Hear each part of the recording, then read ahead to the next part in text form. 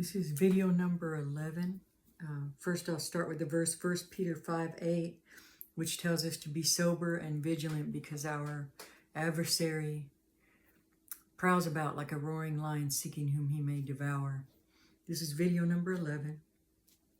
I'll call it bad therapist and good social worker.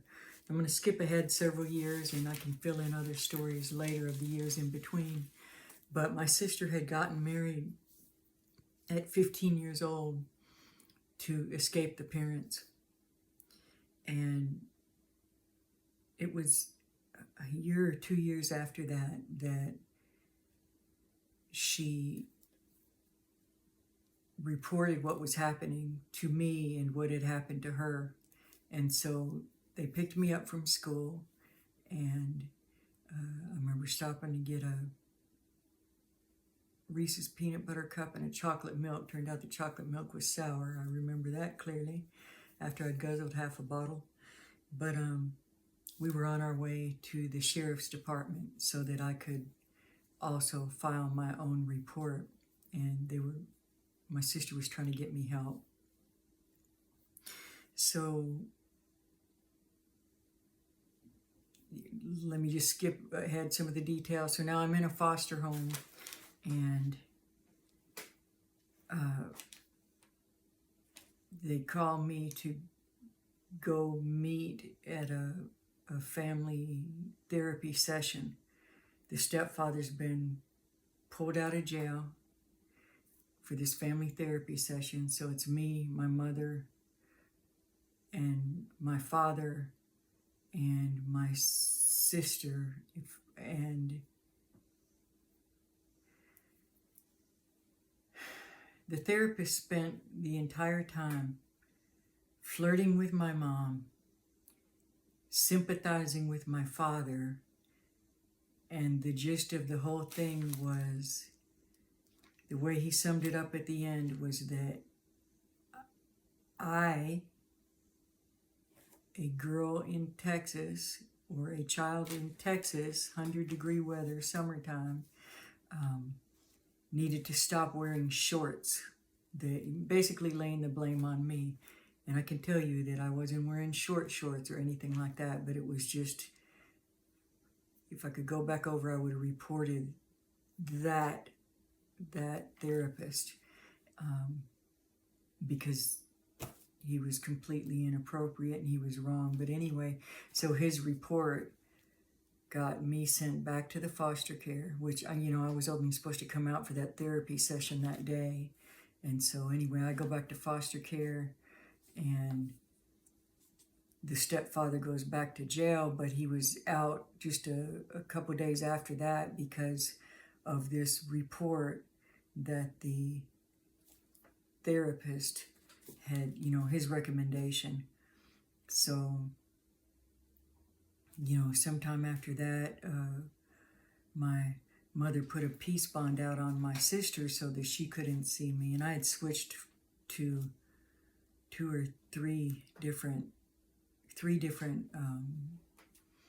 foster care homes, because they had children that had been with each of them for a while, and I was just temporary until they could find a longer placement for me. But when my mom put the peace bond out on my sister so that she couldn't contact me anymore, I felt completely alone because I didn't fit in with any of these people. They already felt like they had established families, and one of them I just wasn't comfortable at, for sure.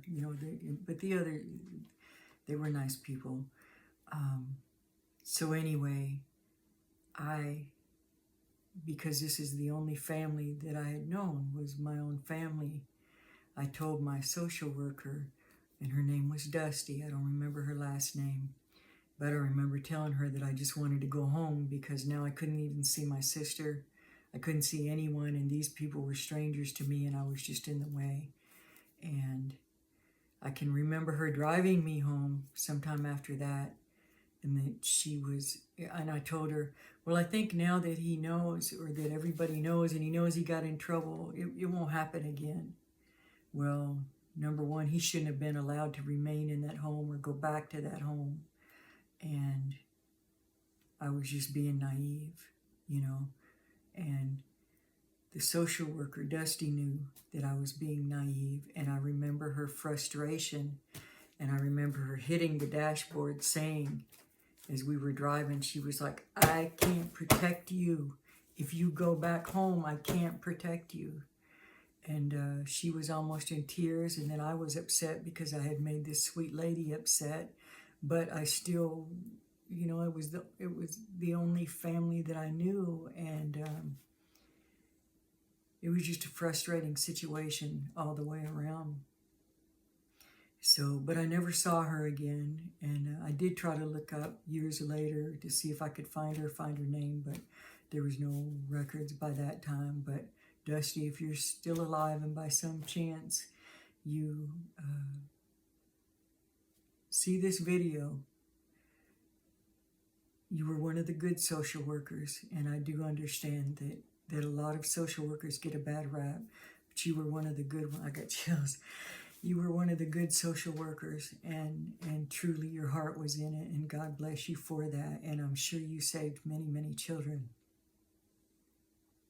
And you were right. You were completely right, because it didn't stop him. And matter of fact, it was worse after that. Even though I was older, it was worse because he already knew there were no consequences, no true consequences. So, there you go. There's a tale of a bad therapist and a good social worker. Years later, I worked for the Board of Marriage and Family Therapists at the Texas Department of Health, and so I was privy to the complaints against social workers and or against therapists and counselors. And let me tell you, there are some nutcases. There are a lot of nutcases out there, and between my experience and then working for that department, I have to say it made me very jaded and very cynical. And my advice to you, should you need counseling or therapy, number one, get good references. Check the references out carefully. Really, number one is the best counselor you will ever have is the Holy Spirit. Go to the Word, go to the Bible, see who God says you are, see how God says you should take care of your children, or how children should be taken care of. He's the great healer. And but some, you know, maybe you've got a good friend, just like a truly good friend, or maybe your spouse. To me, they can do, if they're well-intentioned and intelligent people and patient, willing to listen, they can do every bit as much good as a counselor, and much more good than a bad counselor. There are some good counselors out there. I've just never had experience with one. So, well, there you go. Do with that what you will.